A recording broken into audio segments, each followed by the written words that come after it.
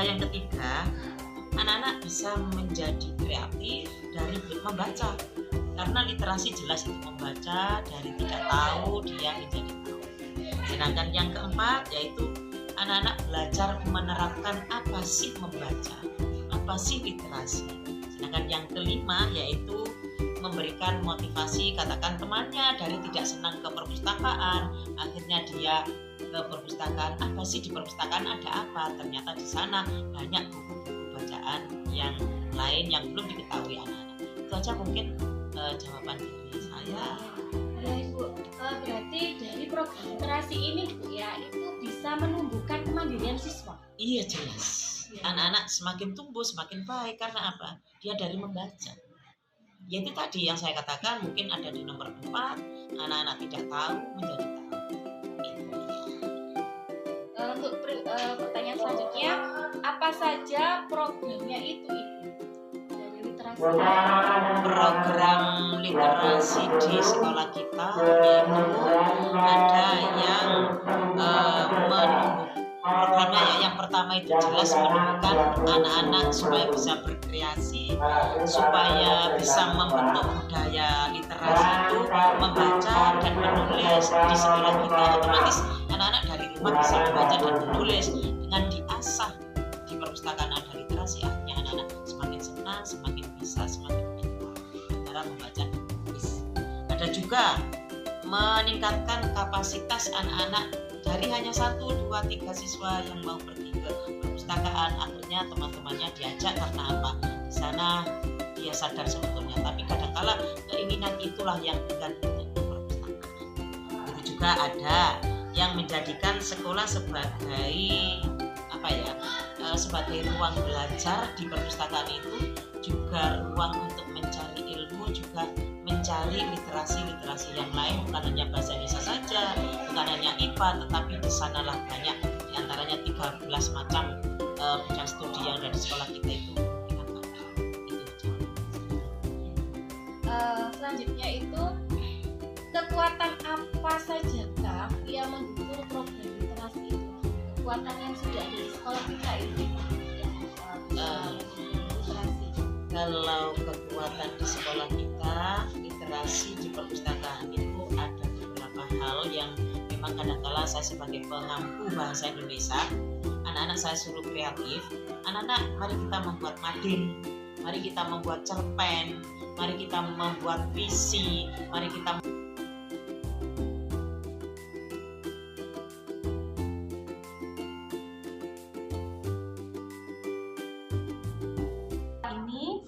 yang bisa mendukung kegiatan literasi siswa.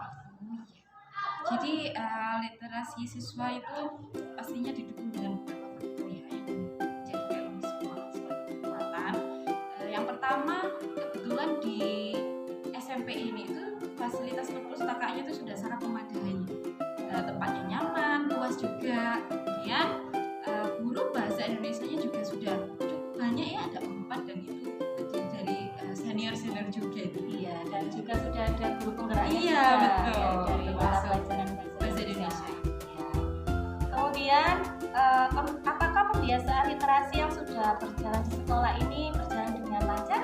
Ya, alhamdulillah sudah berjalan sangat lancar karena dengan di kurikulum itu dimasukkan ke jadwal pembelajaran. Jadi jam ke-0 anak-anak itu sudah tertera di situ literasi dahulu 15 menit, terus setelah itu belajar. Nah, itu kan kalau diterapkan sudah dimasukkan ke jadwal yang jelas, itu ya diterapkan kemudian kira-kira apakah Bu Tara mengetahui siapakah warga sekolah itu yang memiliki pengetahuan tentang cara menumbuhkan kemandirian peserta didik? Kalau dari ruang lingkup sekolah tentunya Bapak Ibu guru ya. Iya. Karena semua Bapak dan Ibu guru itu dalam pembelajarannya itu sudah menerapkan metode-metode yang berpihak pada siswa. Jadi mulai dari yang metode zaman dulu itu ya active learning, inquiry, dan kemudian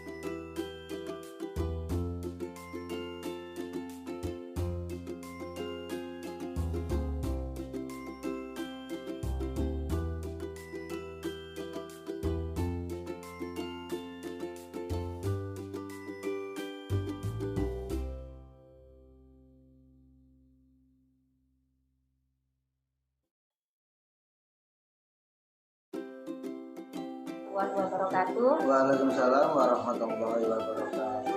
Di sini saya akan melakukan wawancara dengan Bapak Jainul SPG selaku Wakil Kepala Urusan Kurikulum.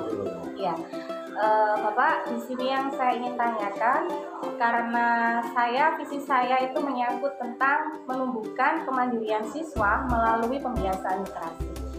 Yang saya tanyakan yang pertama adalah, apakah ada program literasi di sekolah kita?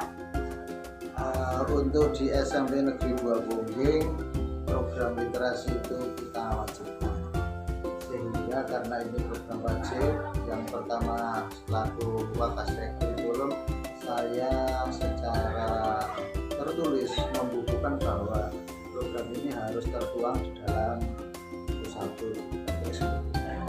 Kemudian yang kedua, kita juga harus membuat sebuah jadwal yang harus dibagi oleh semua guru dan juga semua murid, dengan cara kita membuat jadwal di setiap hari Selasa, Rabu, Kamis jam 7 sampai jam 7.15 itu adalah waktunya anak-anak untuk literasi. Kita buat secara resmi jadwal gitu. Kemudian supaya anak-anak itu benar-benar membaca, benar-benar berliterasi, maka memang kepala sekolah juga mewajibkan untuk seluruh guru yang punya jam di jam pertama harus sudah masuk di jam 7 sampai jam 7.15 itu untuk menunggu anak-anak melakukan literasi. Kemudian agar anak-anak itu tidak jenuh, maka di dalam beberapa kesempatan kita adakan lomba-lomba supaya anak-anak itu senang. Misal kemarin pada bulan bahasa kemarin kita SMP Negeri 2 Bongging mengadakan lomba-lomba literasi, ada lomba-lomba sudut baca. Ternyata hasilnya anak-anak itu ternyata sangat antusias dengan program kemarin itu. Kemudian kita di depannya kita juga punya program,